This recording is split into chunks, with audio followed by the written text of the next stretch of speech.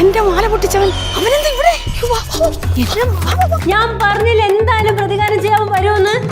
ചിലപ്പോ അമ്മമ്മയ്ക്ക് തോന്നിയായിരിക്കും. എനിക്ക് തോന്നിയതാ, കനകത്തിനും തോന്നത്തില്ലല്ലോ.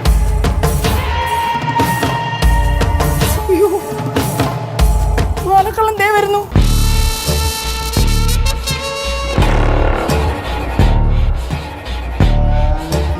ഭവാനിയമ്മയുടെ മാല പൊട്ടിച്ച അന്ന് ഭവാനിയമ്മ ഭയങ്കര ധീരമായിട്ട് അതിന് നേരിട്ട് ചെയ്തതാണ്. പോലീസൊക്കെ വന്ന് പുള്ളിയെ കള്ളനെ പൊക്കിയാണ്. പക്ഷെ എന്തോ കള്ളൻ പിന്നെ വെളിയിൽ ഇറങ്ങിയിരിക്കുകയാണ്. എനിക്ക് അറിവിടെ എന്താണ് സംഭവം എന്നുള്ള. എനിക്ക് ലാസ്റ്റ് എന്തെങ്കിലും കോമഡി ആയിരിക്കും. ഭവാനിയമ്മയോട് എന്തെങ്കിലും പുള്ളിക്ക് എന്തെങ്കിലും മാനസാന്തരം തോന്നിയിട്ടോ എന്തെങ്കിലും ക്ഷമ ചോദിക്കാനോ എങ്ങാനും വന്നതായിരിക്കും.